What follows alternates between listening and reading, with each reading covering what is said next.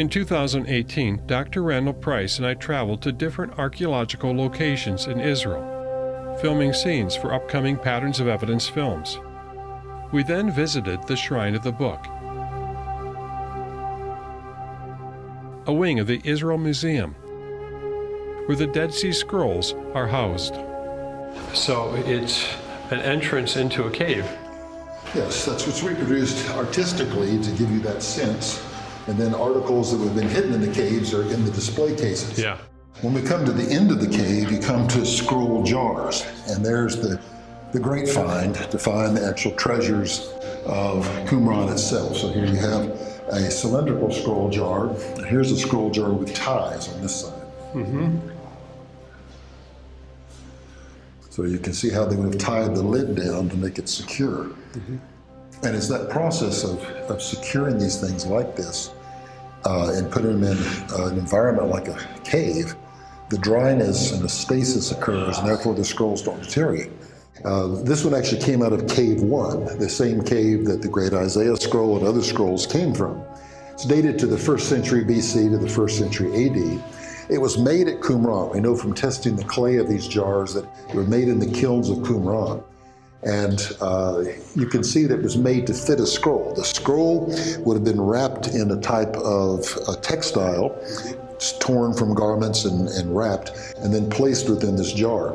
Once you put a scroll in a jar like that, seal the lid, put it in a cave, then a stasis occurs. That means nothing changes in terms of the environment inside and outside the jar. So it's a very stable environment. It's very stable, and the scrolls pretty much stay as they were when they were there. So that's the reason why for 2,000 years those scrolls were preserved. Yes, and it amazed the people who first found them because they did not believe that parchment documents that old could actually exist, because they didn't exist in other parts of the world like that.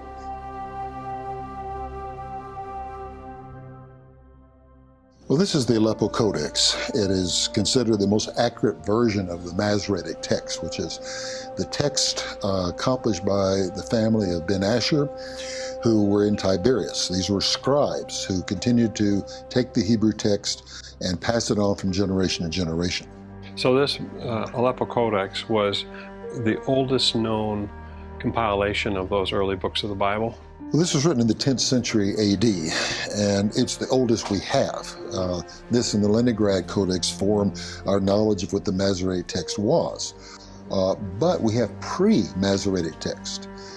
So the Masoretes, 10th century AD, what happened before them, really no one knew until we came to Qumran and found the Dead Sea Scrolls. So how does this Aleppo Codex compare with the texts that were found at Qumran? Well, best to go see the standard of comparison, the Great Isaiah Scroll, most complete version of the text of Isaiah we have from Qumran. Let's go do that. Okay.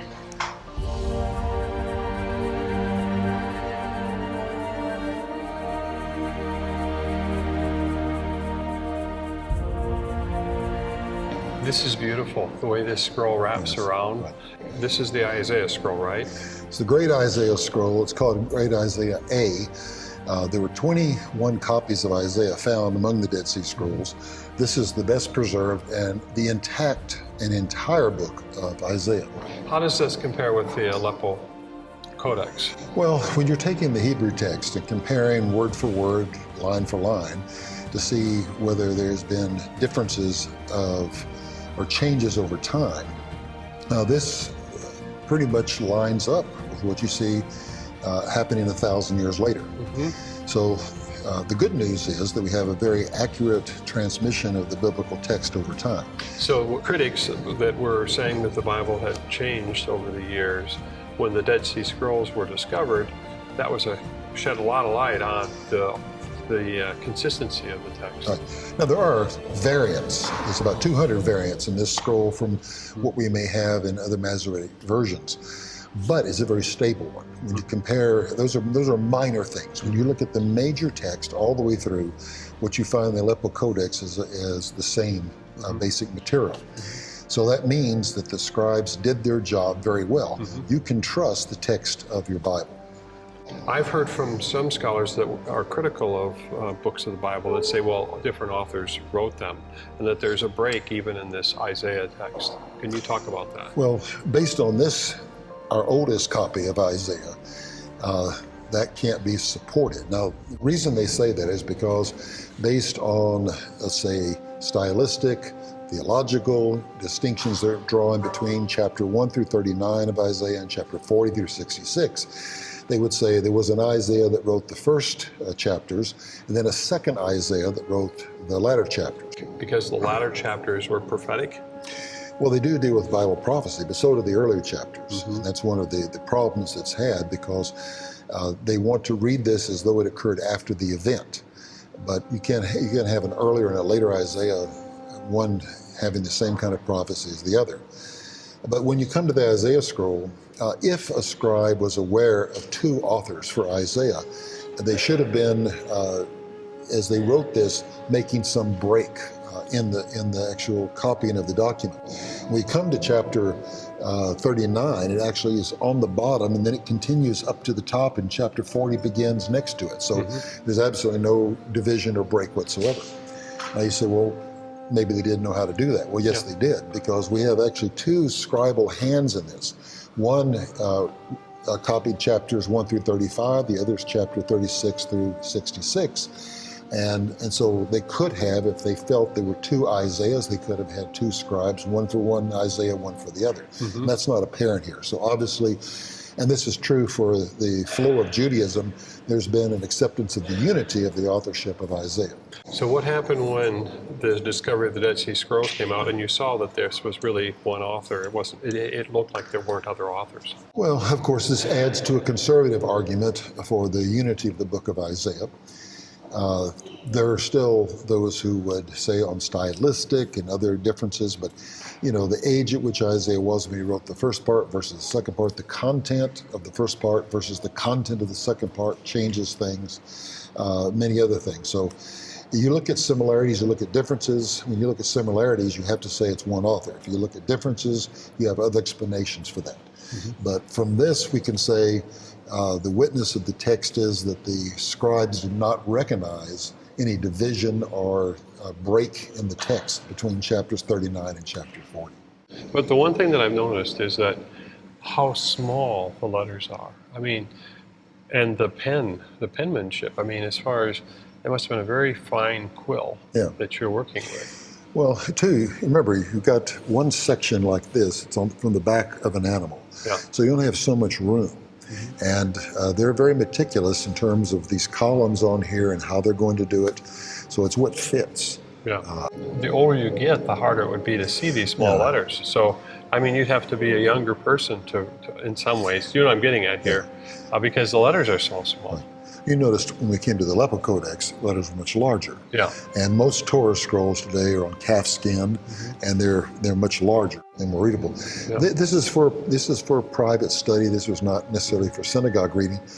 I might say this version of Isaiah that we're reading or looking at here is as close to that which Jesus read in the synagogue at Nazareth than anyone we know of. So this text could be the same type of text that Jesus would have read when he...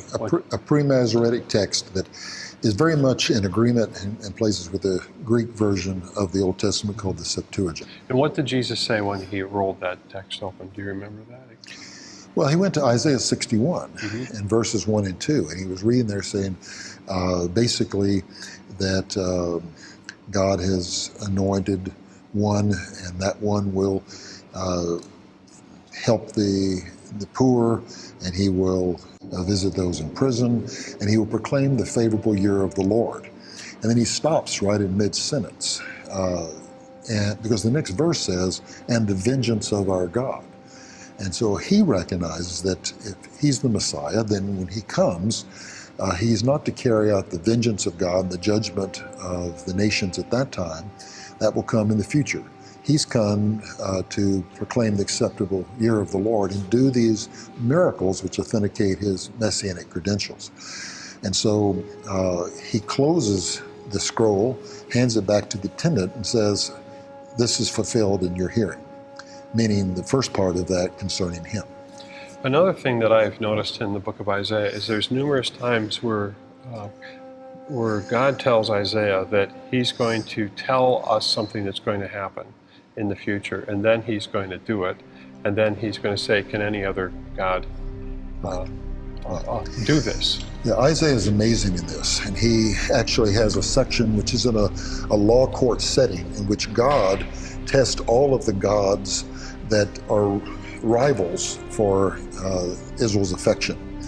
And he basically, and this is the problem at the end of this period of time of the monarchy, basically saying, look, both for the northern kingdom and now for the southern kingdom, you have defected from God, you have brought in other gods. Can any of these gods tell the future? He said, let me give you a test. Tell me what happened before. Tell me how that's going to happen in the future. Be exact. Mm-hmm. If you can't do that, you're not a god. Mm-hmm. And then he goes to mock the gods and explain how they're just made by men and set up on little stands so they won't fall over. He says, how pitiful that is, that people will worship the work of their own hands rather than the God who made all things. Yeah, I noticed it was like 4 or 5 times it said, it repeated that phrase about how God was saying, I'm going to prove to you that I'm who I say I am, and can any other God do this? Yeah, and biblical prophecy tends to be given for that very purpose, that God wanted to authenticate himself to a reasonable person who looks at the text of Scripture and says, if this was said before the event and it's fulfilled this exactly, and Isaiah has these wonderful exact prophecies, one concerning Cyrus the Great, named by name 150 years before his birth. If we have this kind of thing in Scripture and no one else can duplicate it, mm-hmm. then this is indeed the Word of God and must be believed and obeyed. And you have spent a lot of time in prophecy, in dealing with prophecy. You're an archaeologist, but you also have looked at that. Why have you done that? I think I've done that because, first off, I love the Word of God, and biblical prophecy is not well understood. It's considered very controversial, sometimes difficult to interpret. I don't think that's the case. I think when you look at the Bible, at least 1/3 of the Bible is prophetic. And it was given in order to allow God to demonstrate in the arena of history who he was. So without prophecy, we wouldn't be able to say God is God. Mm-hmm. He has the power he proclaims, nor can we say that he can fulfill the purpose that he promises.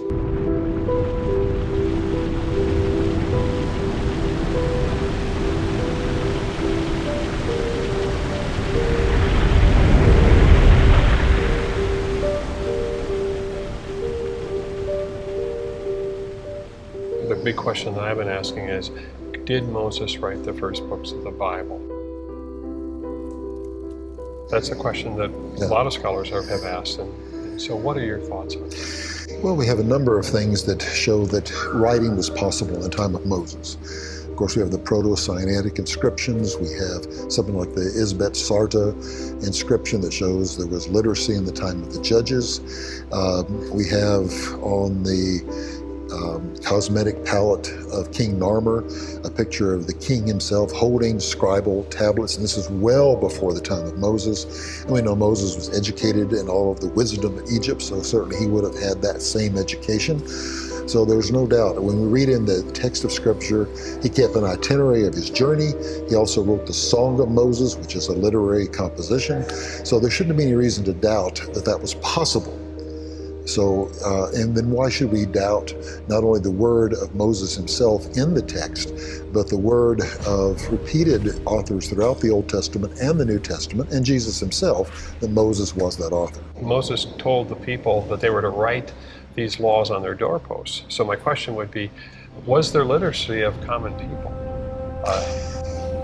It's hard to know. We know there was literacy at some levels, certainly in the royal level. The king himself was told to write a copy of the law for himself. So it meant not only was he able to be literate, but be able to compose and write the scriptures out.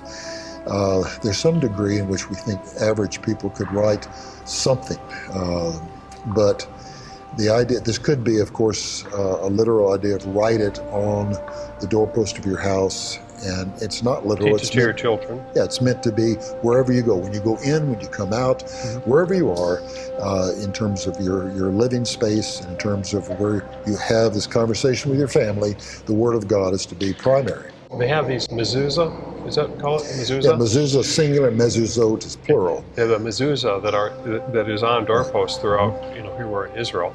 We see them even in the hotel rooms. Is that part of that idea? Well, it is. It's taking literally the idea of putting it on the doorpost of your house, so that as you enter a home, you reverence the fact that the Word of God is in that home.